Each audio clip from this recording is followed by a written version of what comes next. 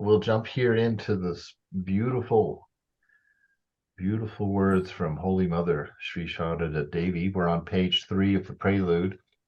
We could be in when I put the names of for these movies, I put 3 zeros in front of them. So it's 0001, 0002, because I thought, at the pace we're going, we could have 1,000 classes before we get through this book. So, all right, about our beloved mother. Halfway down the page on page 3. The incarnate divine power is, therefore, now engaged in fighting internal enemies. The victory may come either by liquidating the sinner together with his sin or by transforming him through the natural attraction of genuine good feelings. The conversion of a heinous heart through moral excellence presupposes a greater strength than is necessary for killing an enemy outright. So in the present incarnation, there is no clanging of weapons or the din of war, but there is an abundance of modesty, humility, purity, goodness, practical love, and spiritual experience. Moreover, the deity has not only to remove obstacles, she has also to establish new goals and to create fresh aspirations, and this is a tremendous task. God himself need not come down for removing all hindrances from the path of his devotees. This can be accomplished by an inspired soul or by a partial divine manifestation. As the whole of humanity has to be raised to a higher pitch of realization, divine power herself takes the field. Wow. So you see what the weapons of our inner struggle are that he lists there, that they are the dance of modesty, modesty, the lack of arrogance, the lack of a pride in the objective world and its effect on our ego self. So that humility is very important. Thinking, always assuming ourselves to be to be servants, and to be, I wanted to say to be less than other, but it's not a matter of being less than. Humility is not about being less than. Actually, humility is about love, about putting the expression of love above the expression of honor or the need for honor, putting the expression of love above any reason against it. No matter how costly that might be to ourselves. That's what real humility is.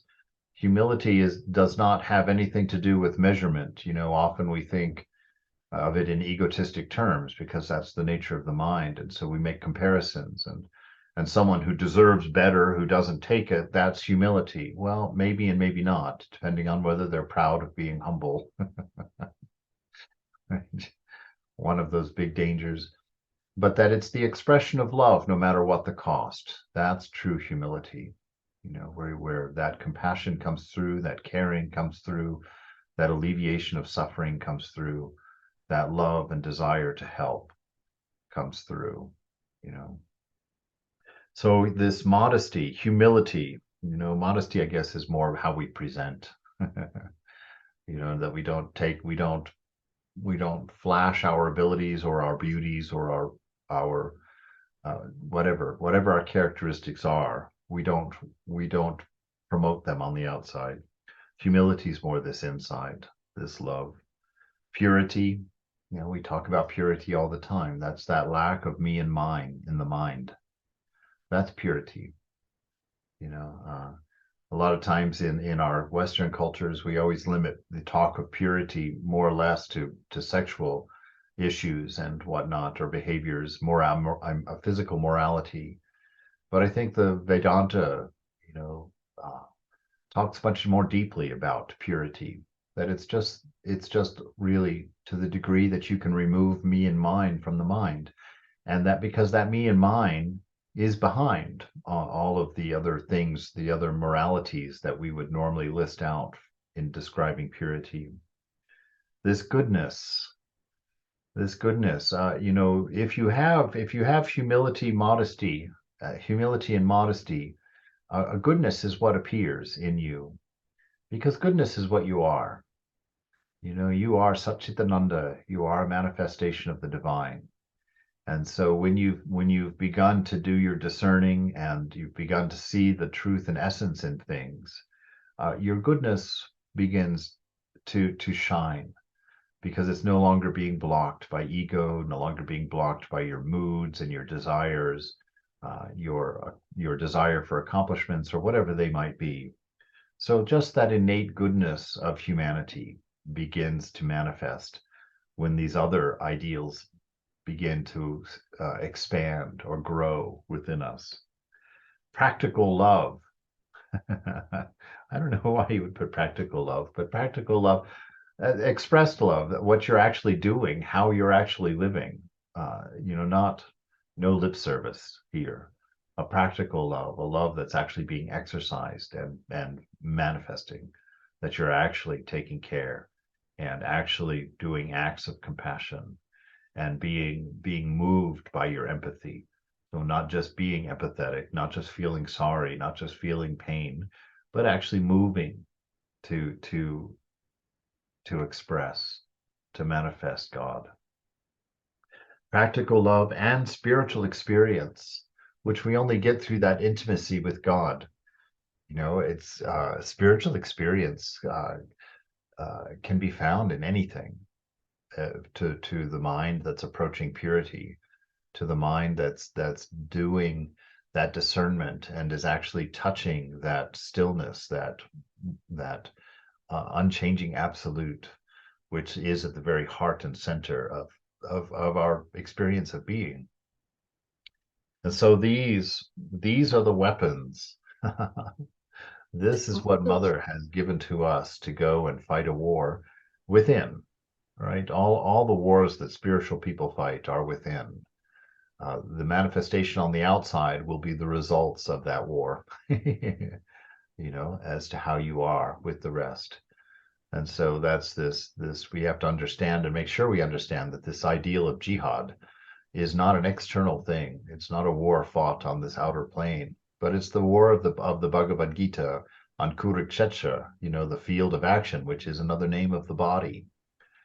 And so that the Gita takes place in the mind, and who's going to drive that chariot, and how is it going to be driven, and what is the war at hand, and what are our values, what are our attachments that we're having to fight that we love so dearly. The other side, it's our relatives, not physical relatives necessarily, although those are certainly some deep attachments, but your friends, like all the things that Arjuna said, these are my friends, these are people I've grown up with from my boyhood, these are my family and relatives. How can I slay them? And unfortunately, that's how we feel about this war sometimes internally. It's like, oh, but that's my favorite. I love that. How can I possibly slay that attachment? How can I possibly give that up? And so these are the weapons that we need inside. And you see that all of them are positive. None of them are a negation. That's very important in spiritual life, because a lot of times we get tricked into fighting our spiritual battles by trying not to do things, not to do this, not to think of that, not to have this habit, not to.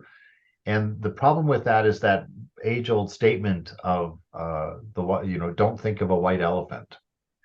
Somebody says that to you, and immediately the white elephant is there. So it's that idea that you don't actually go to battle.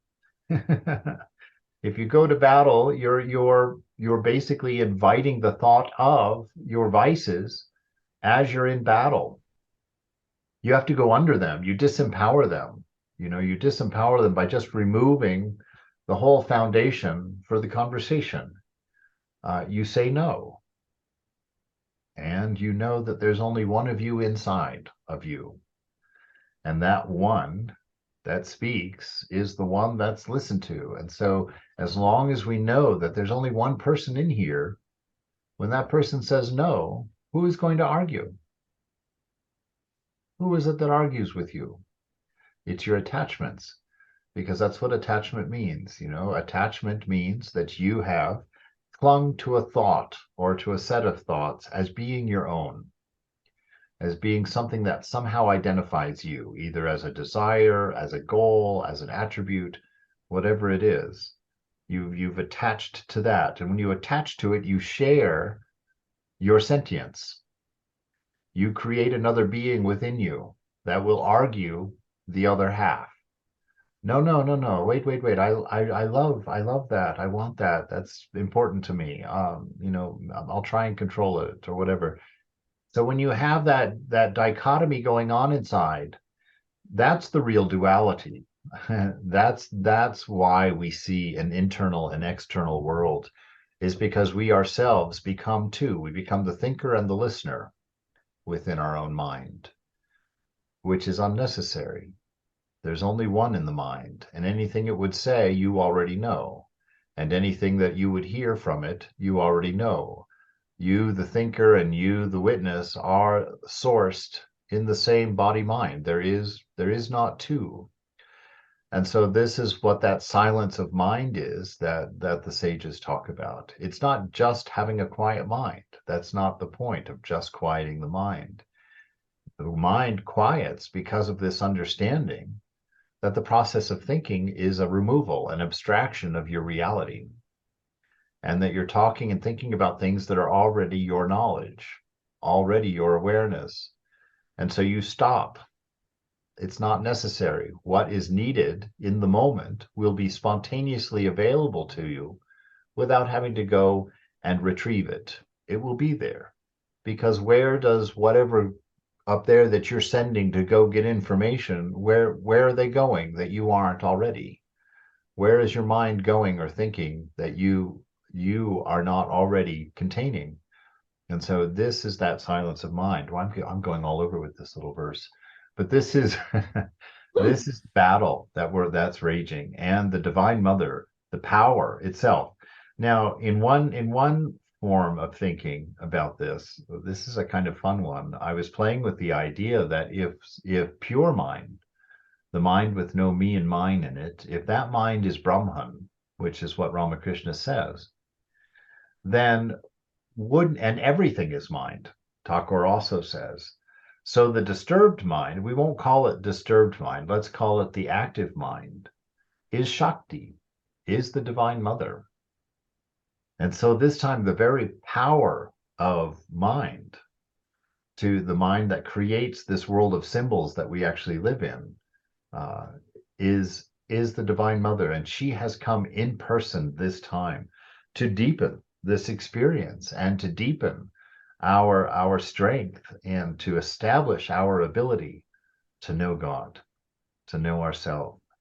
And in Sri Sharda Devi, that unassuming wonder of spiritual life, of realization of motherhood, that deep knowledge of compassion has manifested to help us develop these divine qualities of mind that lead to sattva, which will point our way home. Will be easy to silence when the time comes for it to be silenced.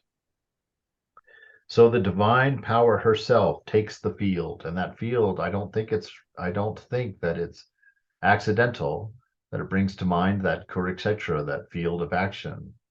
Your ego self, she has come to take the field, to take you, your body, mind, to reclaim what is divine.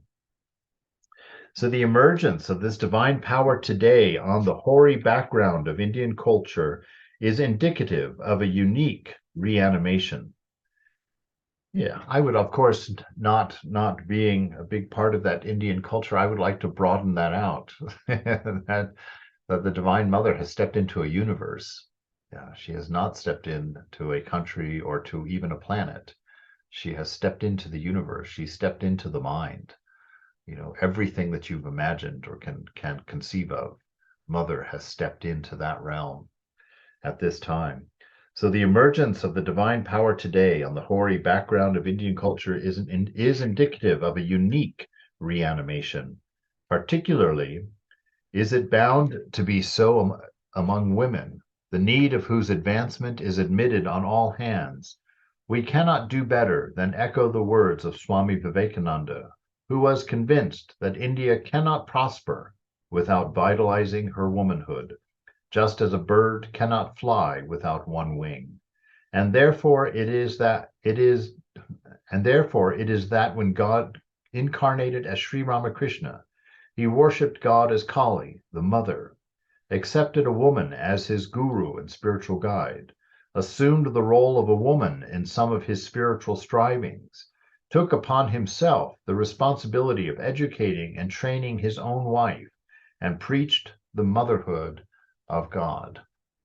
Indeed, this, I think in that, if you wanted to plumb the depths of what he's talking about here, you'll find a new feminism. A new feminism that is almost inclusive of men and women, this two-winged bird. And the fact that the bird itself, to fly, needs both powers, but those both powers have to be unified in heart. It's the same heart that flutters both wings, and it's the same isness that's carried forward by that.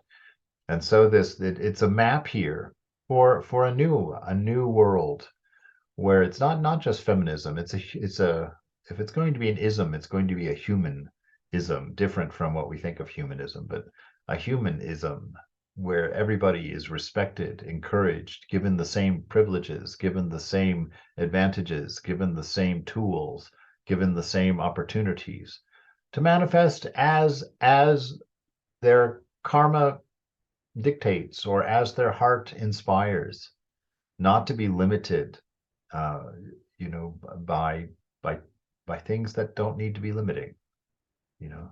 And that doesn't mean that we all do the same thing. It means that we're all free to take the advantages of our conditions and our manifestations, to take the blessings in that, and to grow, to transcend our weakness, to become a greater whole. So this idea of the motherhood of God, very, very, very special. It was because of the motherhood of the beloved that I was able to find my way back to spiritual life after a very rough encounter with it as a young man. And so this wonderful strength of God as mother, its ability to present love in a way that can reach even the hardest heart, is very important in this current world. And that whole masculine, really an abused masculinity. It's not a proper manifestation of masculinity. It's masculinity that's been poisoned with ego. Where the physical strength of men has been abused and used as a tool to oppress and to take. And whatever we are, whether it's masculine or feminine, that is expressed through a divine heart first. And so if it's not, then it comes out as dominance or weakness or coyness or manipulation or whatnot. So we have to remember, that even our gender, even our sexualities are expressed through the heart first.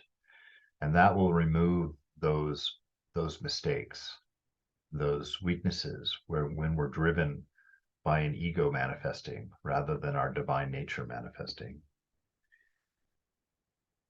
In the middle of the last century, the womanhood of India was faced with a tremendous problem. India then was being swept off her feet by foreign ideals. A craze for imitating the West set in at the cost of indigenous values.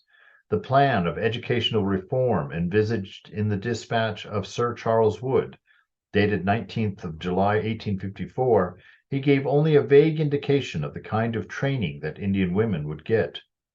True it is that India was not entirely wrong in welcoming foreign ideas and practices.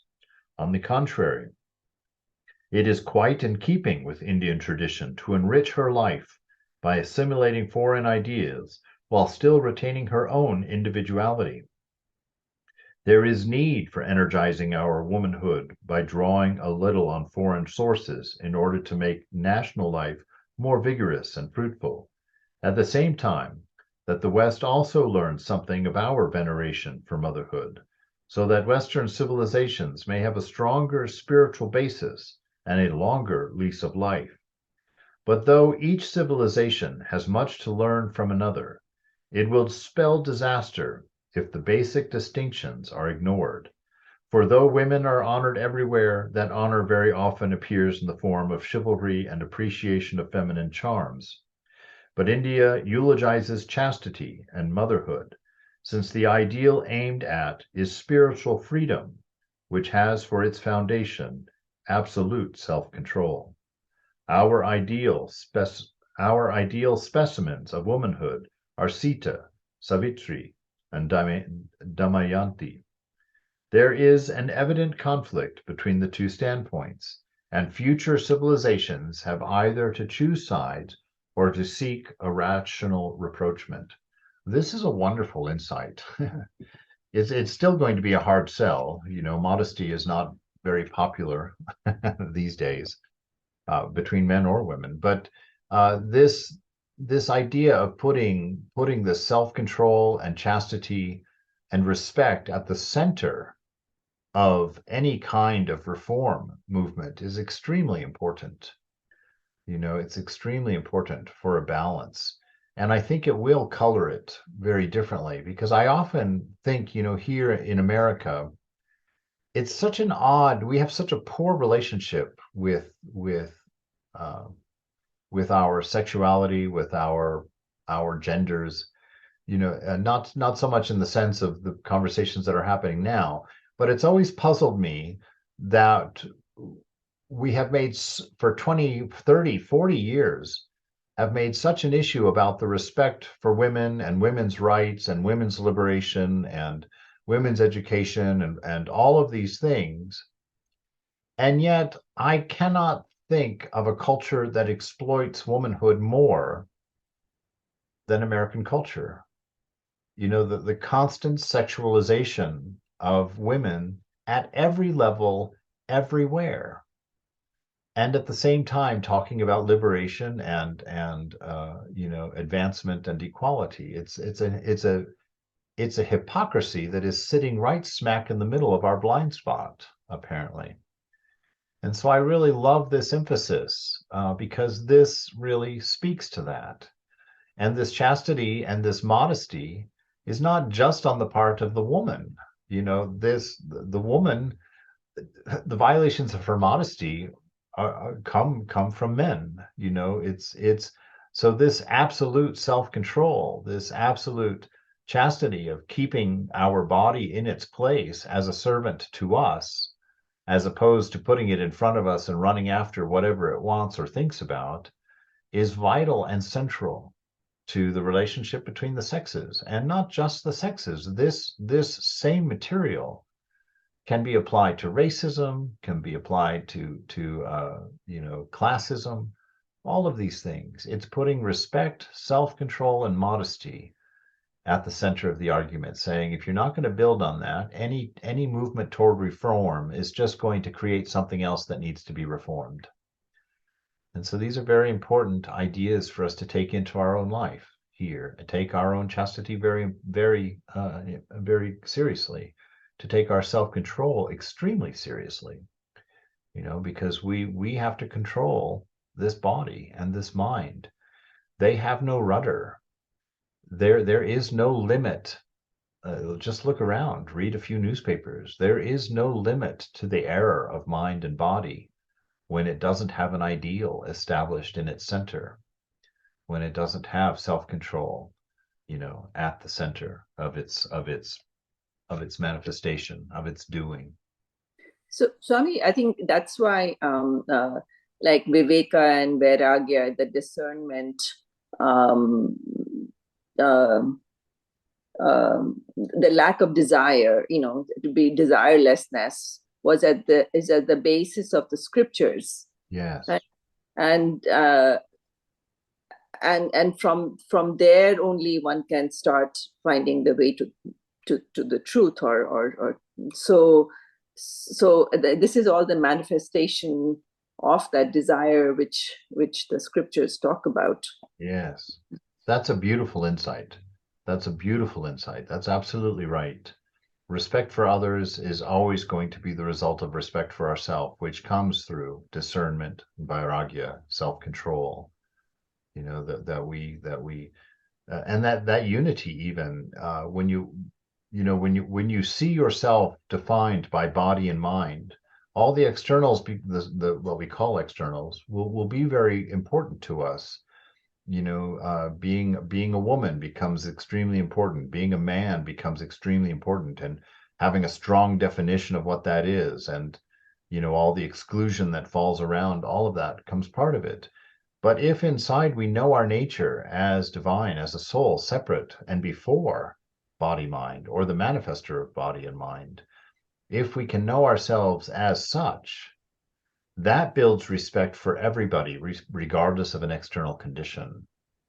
So that's an excellent point. So this internal vairagya, of course, its first function is our realization, our return to truth. But certainly the offshowering of its results will be a proper relationship between cultures, between races, between sexes, between classes, because we won't be able to fully believe that someone else could be less than ourselves when we understand our nature, when we understand the oneness that's actually the reality between all of us. So that's great. That's great. A great point. Considered from all points of view, this task of resuscitating and perfecting the Indian ideal could be accomplished by none other than the Mother of the Universe herself. For in the middle of the last century, no other force could succeed in making India conscious of her grand destiny and the world cognizant of her revitalizing message. This is the age-old tradition of India's spiritual ministry. That is my deepest hope. That is my deepest hope. That any force, in this context, he's talking about India, which I fully am excited about. This notion of refining this spirituality, of pulling it together. And as India moves in, to the new, what are they calling it? The new world order or whatever it is, that's going on, where, people can see that the West is faltering in its ideal, unfortunately. And when the new world order is established, it is my prayer to God that it is a nation of righteousness and ideal that leads the wagon. We don't want another me and mine, uh, concentration leading the world, because it manifests in exactly what and I'm not going to be anti-American, because I'm not anti-American. I believe that the ideals at our foundation are beautiful and should be returned to.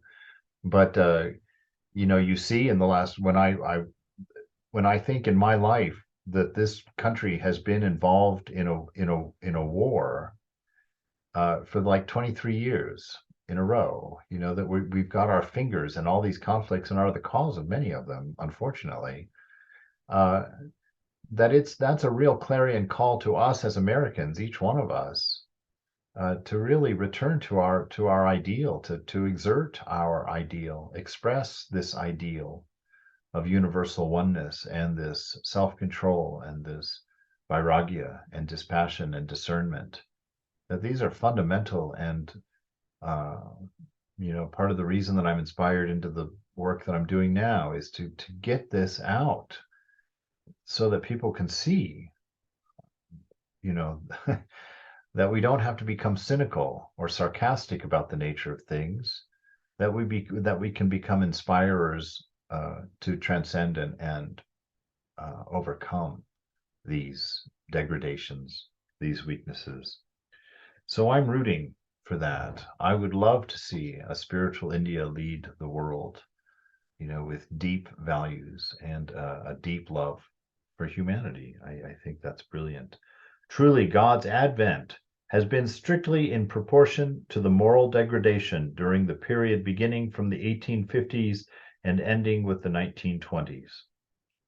The greater the degradation, the greater is the divine power's response to the challenge of the times. The new advances of world civilization will commence with the worship of the Guru, Mother, and Goddess as manifested in the recent past. Yeah, so he's talking about a real paradigm shift, especially for the West. The West does not have that concept of God as mother at all, and it suffers for it significantly. And so this new paradigm, bringing in the feminine and emphasizing the feminine and speaking and expressing the importance of the feminine, he's really placing it right at the top of the scale and saying that here now Sri Sharda Devi, the manifestation of God as mother, has come and is working to take the field. And so you'll see that. I see a lot amongst my friends that I consider to be, I like the word bohemian, but freer thinkers speak almost about the goddess exclusively, about the Divine Mother, almost exclusively. And so that's usually the crowd of people that slowly percolates, into the whole. And so I'm it's very exciting to think that this is actually happening, that the Swami here in these words is being very prophetic, that this is extremely important, that we recognize and emphasize this ideal of the motherhood of God. For a lot of healing that has to happen, not just in religions, but in social institutions and humanity in general. This compassion, this kindness of the mother, which is paramount. Sri Krishna hints in the Gita that though God descends to the human world for the general good, men, through the poverty of their intellect, fail to gauge his real stature, hidden as he remains under his assumed mundane limitations. And thus, paradoxically enough, the conditions of divine descent were frustrating his gracious intention. Notwithstanding this drawback, it is only through those human bodies that God can reveal to erring and suffering humanity the means by which life can be made divine. For sunk as men are in their petty selfish pursuits, there is no other method for reinvigorating them for higher achievements. This transmission of fresh vigor and the communication of revitalizing power may follow different channels. In some cases, the highest perfection of human ideals may be visibly demonstrated, or they may be made more sublime and enduring through achievements of personal life or through grandeur of instruction.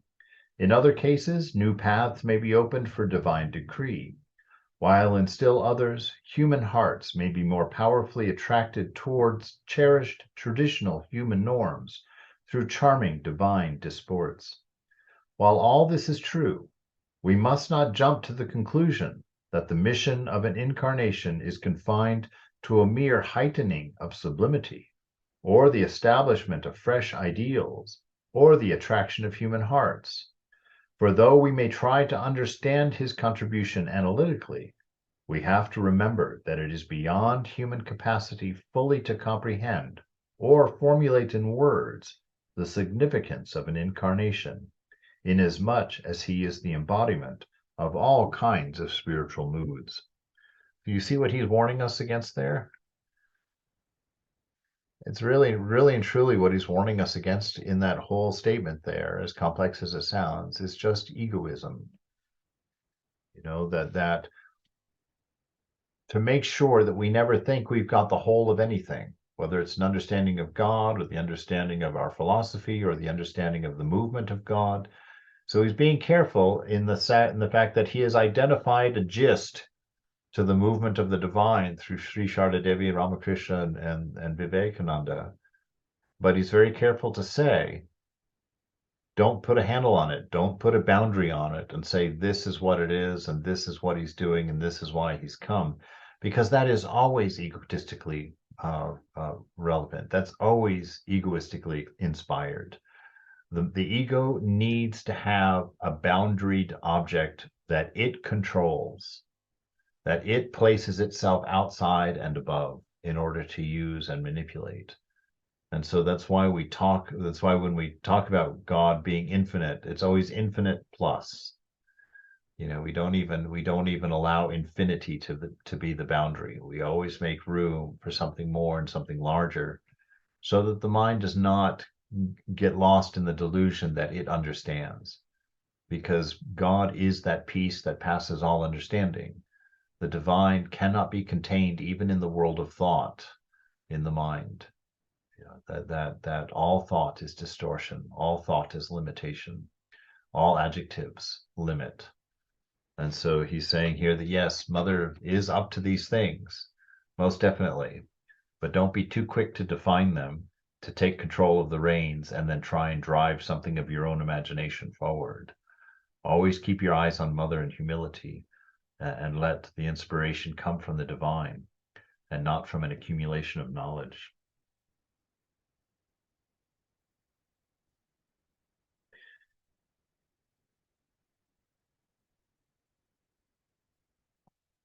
Besides, the power that is released for ages cannot be assessed by our contemporary history. Nevertheless, we accept these three standards as a basis for an intellectual apprehension of the life of the Holy Mother, wherein we shall see the qualities of motherhood in their superhuman perfection, and we shall come to know how they acted in the present age for evolving new spiritual values. We shall also see how in her life the feminine virtues consequent on such positions in the family as daughter, sister, wife, or matron reached their ideal states, and above all, how her pristine purity was itself an inspiration to others. Is this all sentimental ebullition or a faint hint at reality? We invite the reader to raise this question again after finishing this biography. But we are convinced that he himself will discover the truth ere long and be freed from doubt. But he must be forewarned that the life we are dealing with is in many respects extraordinary, and it must be evaluated accordingly. That's an important statement, because mother mother was so meek and so mild and so willing to be behind the screen that some might misunderstand that as a limiting quality, as a weakness.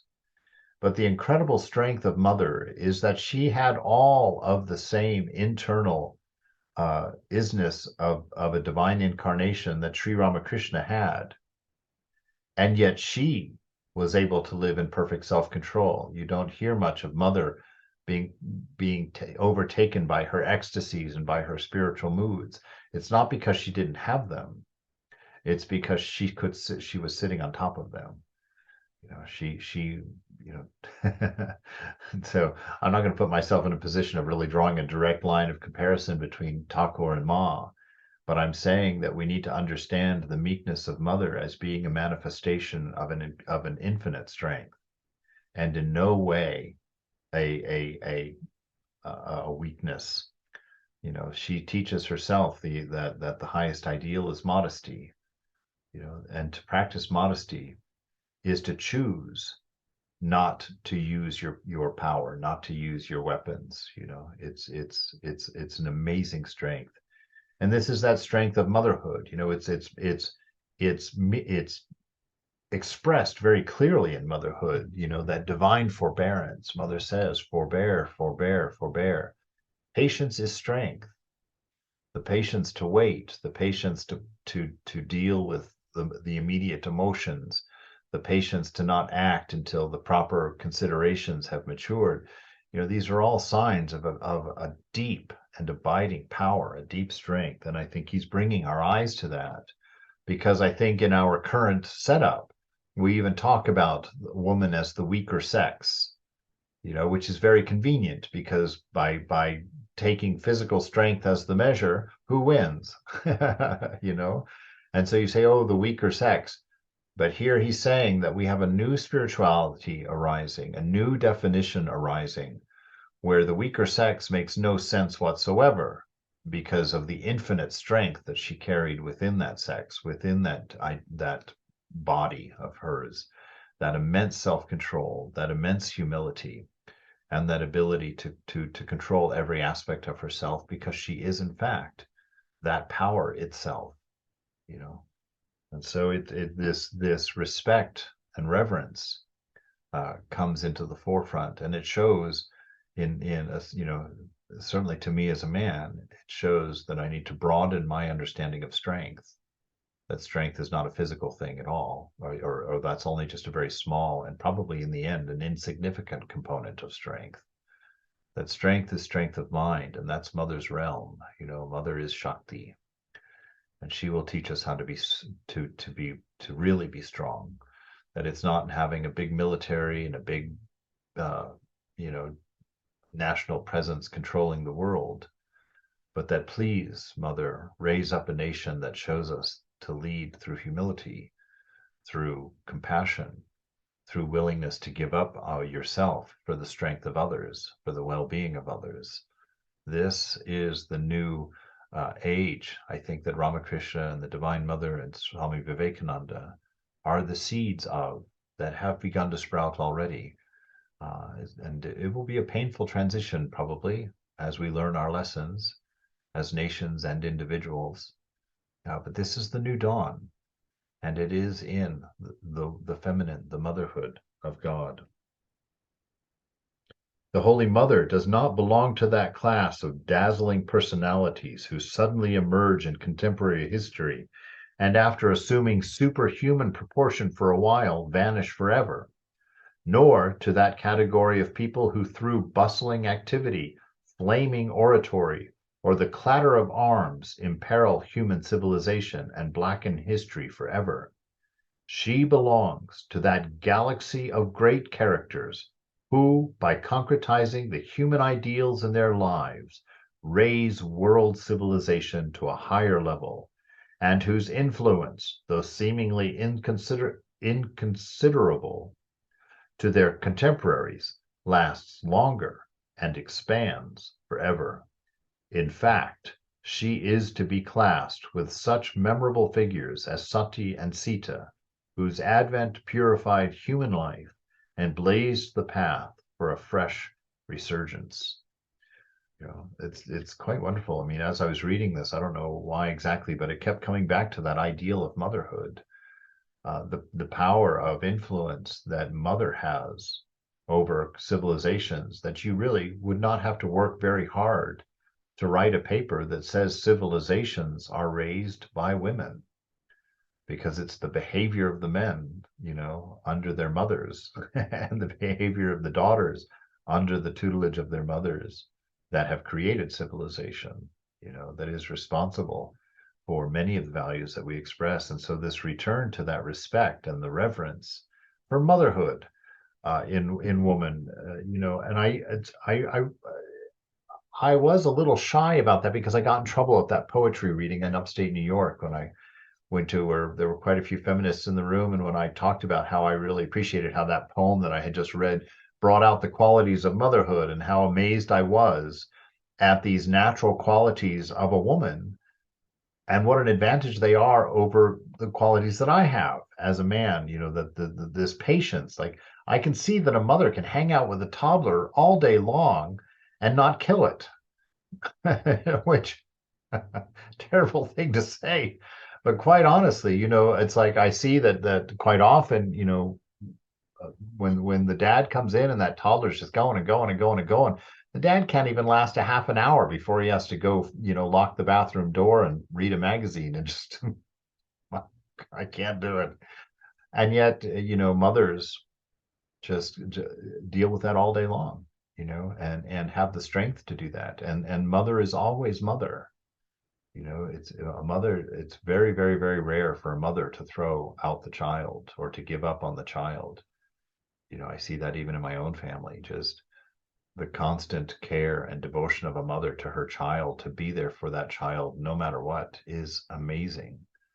And these, I think, are the qualities of womanhood that should be revered. I mean, you know, the men need to get down on their faces and learn and understand that there is a definition of strength that does not put us in a space of advantage because we've got big biceps. You know, so it's quite marvelous what he's pointing to here, and he speaks in a way of this being something huge, something revolutionary, you know. And I'm sitting here looking at what, six women.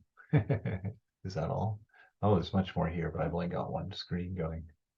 But all of you, you know, I it's an odd thing giving, you know, the majority of you who are women this lesson on this womanhood, but maybe don't take it as a lesson from me. Take me as your cheerleader.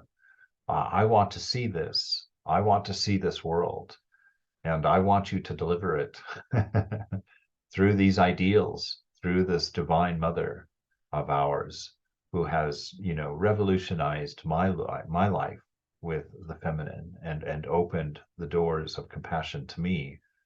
I want to see that. You know, I want Vedanta women where it's going to start.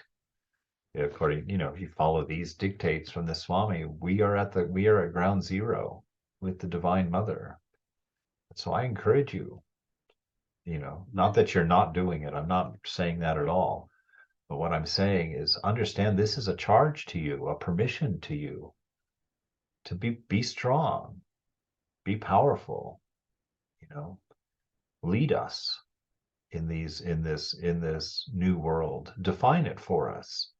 Because if you don't, the men are going to make a mess of trying to define womanhood, trying to define this God as mother. And so, you know, with your children, teach them about God as mother, you know, because they'll think of God as they think of you. And so rise up, don't be afraid, don't be meek, be modest, Mother says, but be powerful. You know, that divine charge is yours. And yes, indeed. All right. It's actually already 7 o'clock. How did that happen? Does anybody have any comments or questions or want to say something about this or anything that we've heard here? Yeah, I think that that it actually is coming true, in a way, coming to a circle. You know, when Holy Mother was alive and Sister Nivedita came and the education started, and you know, at that time, women all over the world were second class citizens. Yeah. Right. And you know, so even though they had the forbearance at that time and they had the motherhood, but yet they were thought the weaker sex, not just because of strength, but even cognitively, they were not peers or equals. You know, it was like, oh, what we do at work, you women cannot do that. You know, I mean, that was, oh, you are not at the same level. You know, you're good to become mothers, but you cannot be presidents of countries. Right. You know, so I think from then on, it's, you know, you can see the emergence of women saying that, yeah, you are equals in a cognitive way. You know, you have no less of a brain. Yes, right. You know, the physical strength may be not there, but so this cycle, this current cycle is proving it with the women being in the workforce, women being presidents, women CEOs. And yet I think you're right that it'll come back where that forbearance and the patience and then everything, then really from the being equal, then you say, okay, there's God as mother, you know, I mean, there's those qualities. So you have to, I think, go through this cycle to come up and say that, no, you know, we're not just mothers, we're not just forebearers. We're not just this. We can do everything that you can do. Plus, there's there. So that's just my idea. I'm a kind of a little bit of it's a little touchy subject for me too. So Yeah, it's all these subjects, and I feel the tenderness of them, because I really question the appropriateness of my talking about them, or my delivering them like this, because by most assessments, I'm a man, and so what to do. yeah, But and Holy I'm Mother did that. She provided space for Sister Nivedita and opened her.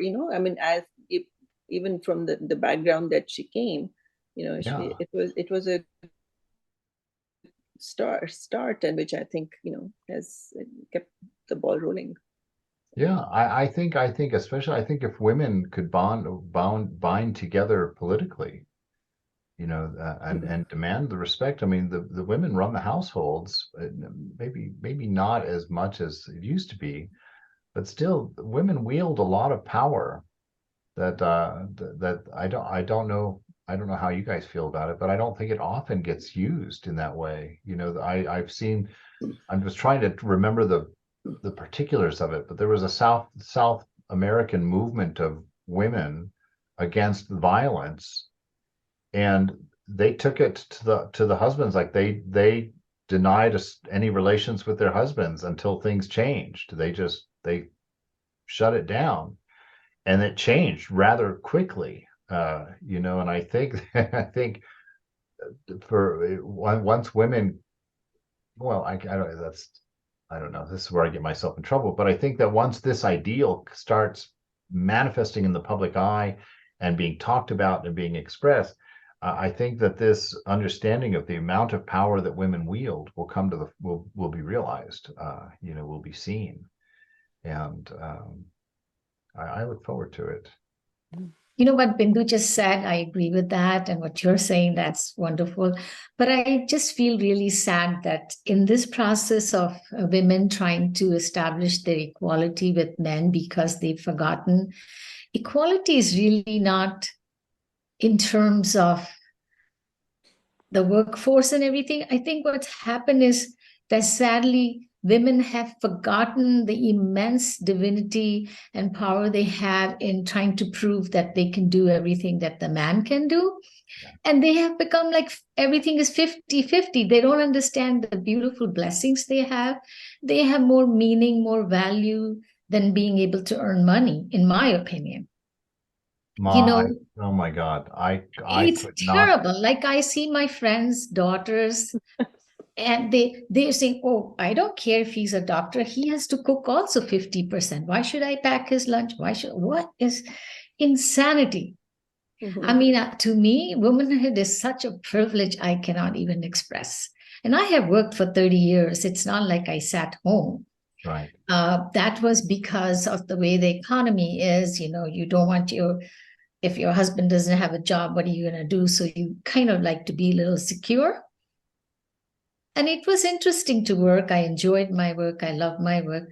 But deep inside, I'm still a full-born woman. Yes. A woman who has the privilege to make a home, to raise their children, and have this expression of unbound love. Like if you don't have a home or a house or something at the smaller level, how are you going to express that? I mean, I don't know. I think that everybody's gone a little haywire right now in getting so, making like, not understanding that there's not a clear-cut division. It's a beautiful overflow of everything. And many, many years ago, I was told that the woman is so powerful, she has Shakti. And in the traditional Hindu household, the woman was supposed to be a step behind the man, not because she was inferior, because her powers were so immense that he was like a buffer for her to exert her strength. And so in that respect, it ended up being a balanced exertion, or whatever in terms of So I don't know. I think it's. I mean, at the physical level, I would never want to be a man.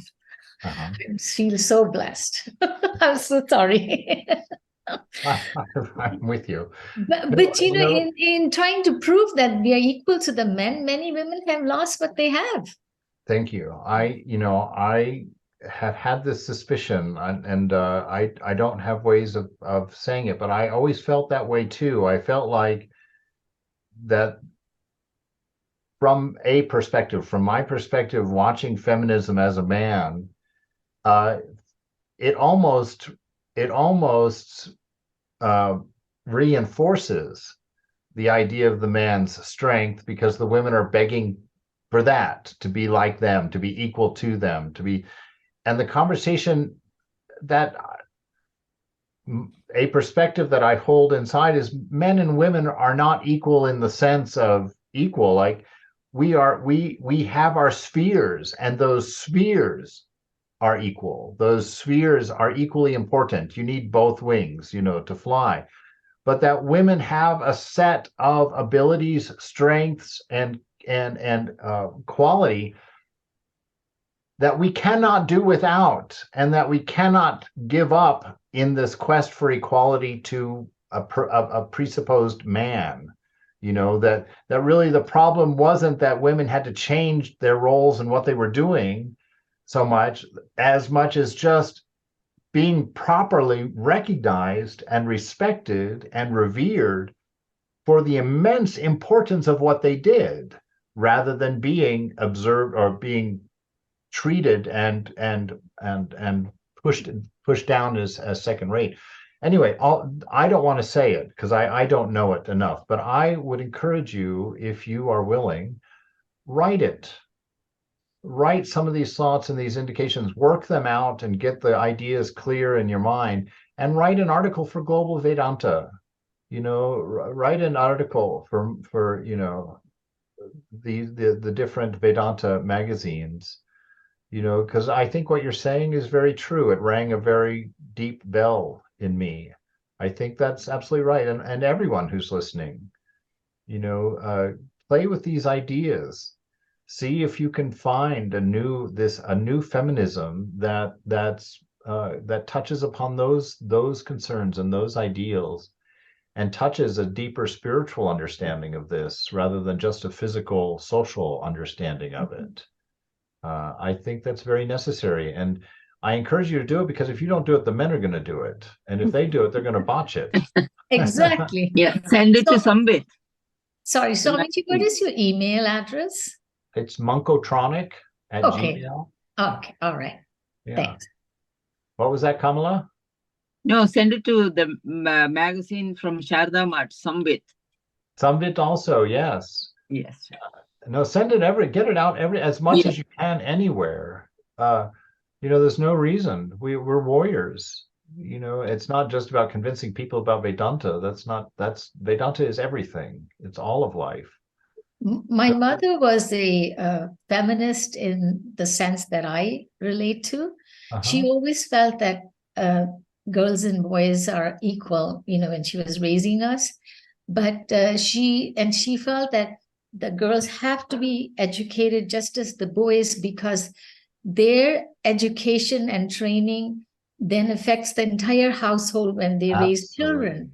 Yeah. And so she believed in that, but she always told us, she said, no matter what profession you get in, what degrees you get in, just remember, it's just joyful to cook and to garden. She loved doing that. And she felt that those are things, I know men cook and men garden, but it's a thing that was sort of, you were born with it. I don't know how to explain it. Yes. Now women are trying to get away from it. Yes, because the respect for it was never established. That to me what I think that I think that's what the world was desperately hoping for in real feminism, was that the respect for that, that it should be men who want to be house husbands because of the immense beauty and importance and significance. Literally, I mean, that is more important than any job that any person is doing for any corporation or government out there. It is the family and its successful upbringing that is creating civilization, that's creating the world we live in. And this idea that I don't want to do that, you do that, is because that has not been properly framed and owned and presented as this is the most important thing in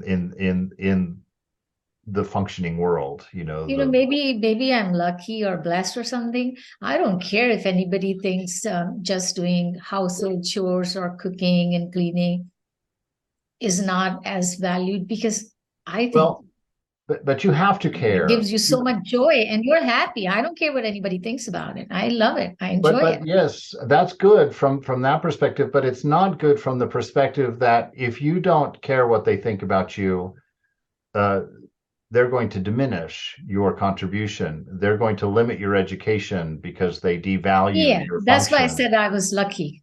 Yeah. So, but I encourage you, I tried to start a class and I understood the irony to the point that I stopped it after the third class. When I was in North Carolina, I started a class that I wanted I wanted it to be a women's only class. And I wanted it to be around this new feminism, this new ideal that takes in the account of not what women don't have as far as the rights and privileges, in the world. I think that's sort of being dealt with at some level in some places. But more, instead of looking at the idea of what we're going to get, looking more at the idea of look at what we are. Look at what we are. How dare you, put that into a second class space? How dare you diminish the fundamental importance of the force that raises civilizations, that trains nations, in a very real way. I'm not overstating that, even in the slightest, and I would love to see this catch fire. I would love to see someone take this flame, and it can't be me. It just can't. That's but why I think what she's trying to say, I think, is that the soft, feminine, nurturing feeling that every woman is given, that should be also respected. And a woman cannot forget that. Yeah, a woman cannot give that up to assume the role of a man, forgetting that what she really is also. Yeah, because that is only given to a woman, actually. That is what we need to hear, Kamala. That is right, and that is true. It's like when we talk about this equality of men, it's impossible. The effect of a woman in a family cannot be matched by a man, no matter how good of a house husband he is. Why? Because that man did not carry that child in his body as a part of himself for 9 months. That man did not give birth and take the physical price of bringing that body into the world. That man did not feed and suckle a child at his chest and take care of every bit of its needs for the first 15 years of its life. A man is not capable of that level of compassion, that level of empathy that a woman has with her family, And that's not, I'm not saying we need to reverse the scales, but I'm saying that I agree that those things that are uniquely feminine, men need to hear about them because we don't even see them. We don't even know we can't imagine what it is to be a mother. We don't have any experience like that of a mother. We have nothing that enables us to empathize with what it is to be a mother. And so when these conversations come before men, we're not even aware of those things. And it's easy for us to discount them. It's easy for us to look at our own things and be like, oh, no, it's winning the bread for the family. It's defending the country. These are the important things in life. The brawn and strength is what it's all about. So we need to hear that. We need a voice standing up saying those things about those ideals that society at this point is poo-pooing, is just discounting, not respecting, not even recognizing, And this teaching of Holy Mother, that modesty is the strength, is the power of a woman. What a revolutionary teaching that is, because women in this country think their sexuality is their power, and they play that power. And what they don't understand is that they're disrespected for that by the men, because they become objects using that power. They become things when they use that power. And so our culture is running head over heels as fast as it can in that direction of women using their sexuality as their power, when the Divine Mother herself says that it is modesty that is the power of a woman.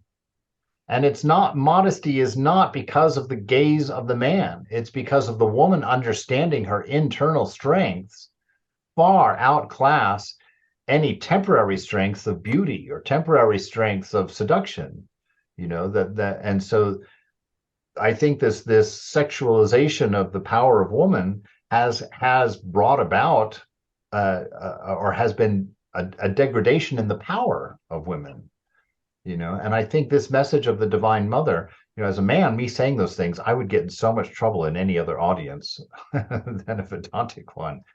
But I so hold on to what Mother is saying. I so understand what she's saying, or from my perspective, that of the power of a woman being in her modesty. And I think that that's a teaching that's not even in the fringes of our culture. Somebody teach us what that means. Somebody stand up and teach us what that means, and it has to be a woman or a group of women. It has to be. And it's powerful. And you have the Divine Mother manifesting in the universe with this intention, according to this perspective, as a revolution, to bring in a new age that all of us need. Everybody hurts because of this misunderstanding, both the men and the women. So anyway, that's I get all worked up about that, but I really encourage you, write, take charge, do something to promote this ideal, and let's have the revolution of the Divine Mother carry on. Let's follow in her footsteps, and bring this relief to the world. All right. Okay. Thank you, Maharaj. Thank you. Thank you, Swami. Yes, indeed. Jai Ma. Jai Thank Thakur. you, Gemma.